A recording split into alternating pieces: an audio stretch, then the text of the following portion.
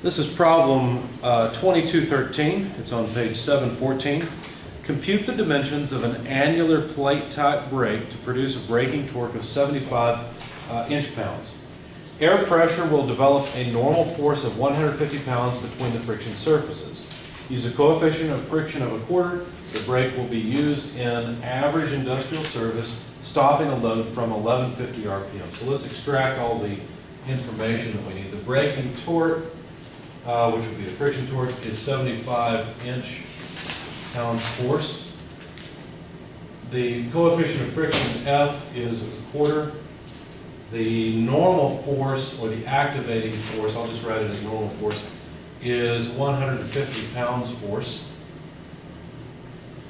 And the speed, lowercase n, is 1150 RPM. Okay?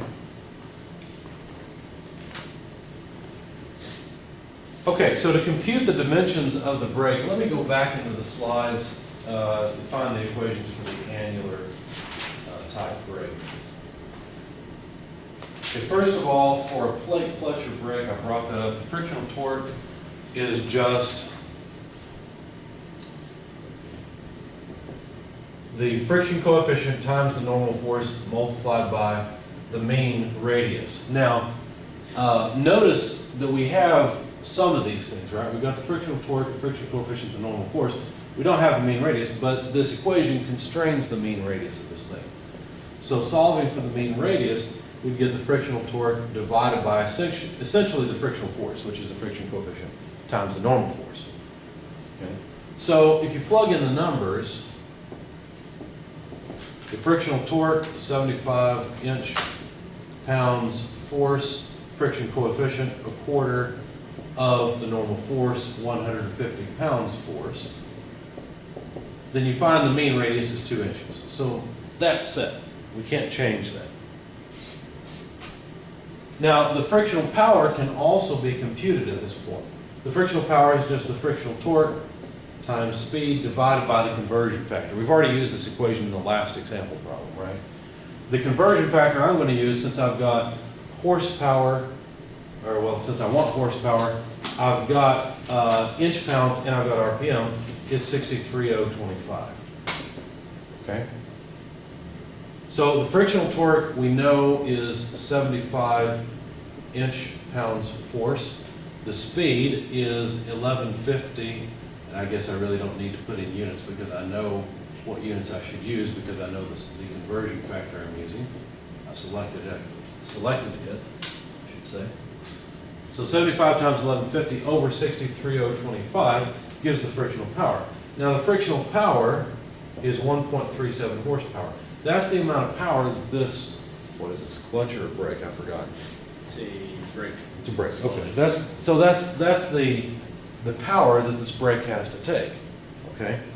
So what we've got so far is two pieces of information. We've got that the mean radius of this thing has to be 2 inches, and the frictional power has to be 1.37 horsepower. Okay. So let's get rid of. Basically, I've used up these equations. I don't need them anymore. I've got the result from it. But we're supposed to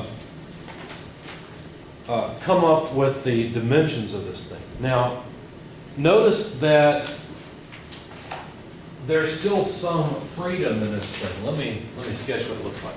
The brake surface would look like this. It would be an annular region. We already know the mean radius. I guess I use a capital now, so I'll stick with that, right? We already know the what is basically the average dimension. What do they mean by annular? Annular? Yeah. That's a donut is an annular shape. Oh, okay. It's kind of like calling it a circle. Okay. It's a circle with a hole in it. Okay? But what we don't know is the inside radius or the outside radius. Those two things are unknown. Okay? So that's what we have to calculate. Now, the area of this disk is just going to be pi r(O) squared less r(I) squared, right? Because it's just the area of the outer circle less the area of the inner circle. Okay? So that's the area. But remember the wear rating that we talked about? The wear rating is how much abuse each square inch of the surface has to take. And the wear rating is the frictional power over the area. So really, this 1.37 horsepower is going to be distributed over all the square inches we have available, right? Now, the wear rating was not specified, so I'm going to take the wear rating to be average service. It's in the middle of the two, it wasn't specified, so that's what I'm going to take. So if the wear rating is average service, well, let's do this.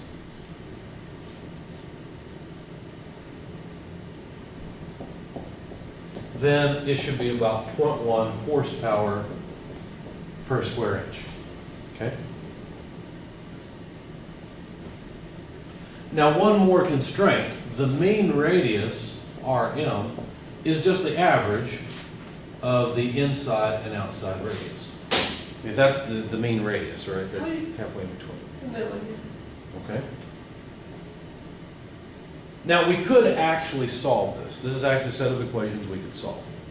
But what I'm going to do instead is use trial and error to solve it. Why? Because a lot of the problems we have in this class have to be solved by trial and error.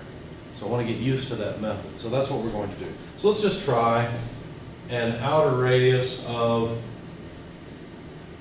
1.5 times the inner radius and see what happens. Okay? So what that means then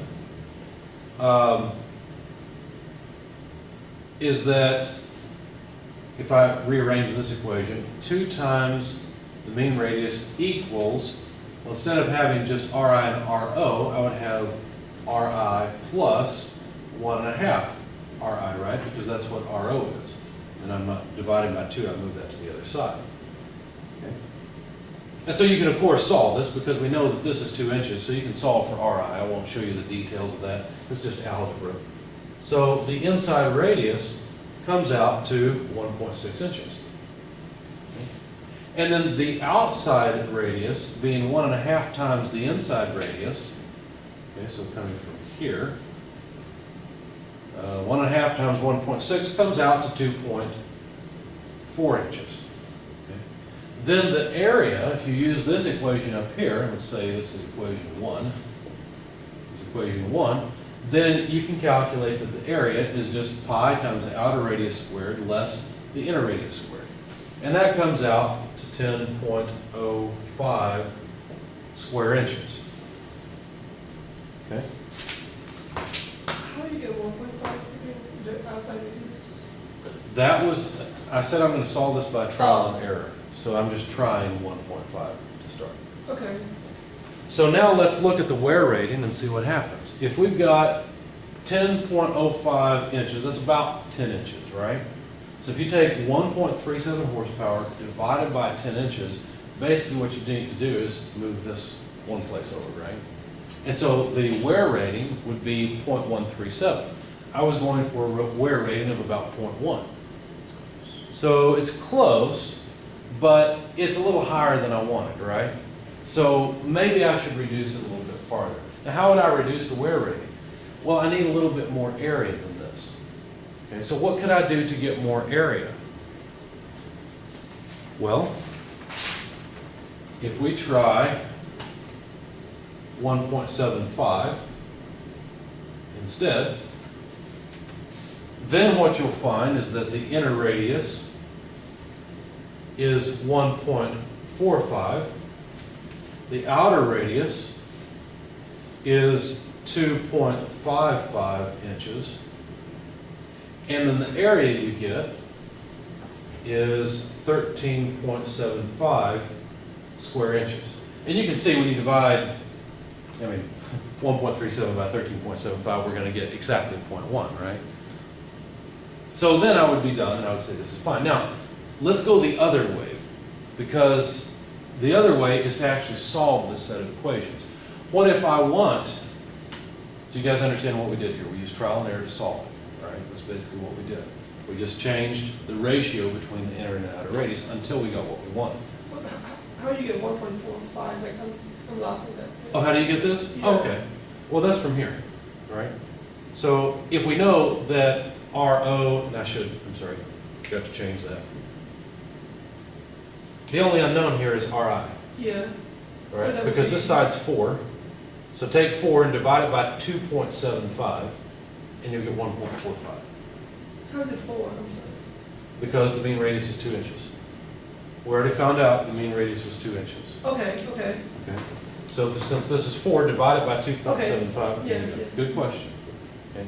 Now, this is a backwards way of doing it, but a lot of times you have to use trial and error, even in these problems, even in these brake and clutch problems. That's why I went through this one. Now let's actually solve it the way you would normally solve it. Any more questions before I erase this? The way you normally solve it is say, I want exactly a wear rating of 0.1 horsepower per square inch. Okay, no problem. We know we've got 1.37 horsepower to distribute over the square inches. If we want a ratio here, that tells us how much area we need, right? So let's see, if this is power per unit area, if I want area, all I have to do is take the power and divide it by the wear rating. So that's going to be 1.37 horsepower divided by a wear rating of 0.1 horsepower per square inch. And so we're going to get 13.7 square inches required. Okay. Now, since that's the area, basically we have 2 equations, 2 unknowns, right? Because we know the area, we know the mean radius, and so we can solve for RI and RO. At this point, it's just math, and I'm not going to finish it off. But you can see that we can go from here to actually calculate RI and RO. Why not do that from the very beginning? In this problem, you could. But when you're designing something, it may be, you have to think like a designer. You may go this way, and you may come up with RI and RO, but you've got to realize that those will be some odd numbers. You don't really want to use those numbers. You'd want to move away from those to a basic size. And then you could go back and check your wear rating again if you wanted to. Obviously, all this is really easy in a spreadsheet. Okay? So this is not terribly difficult, but I wanted to include the iterating to solve method so you can see it. Any questions? All right.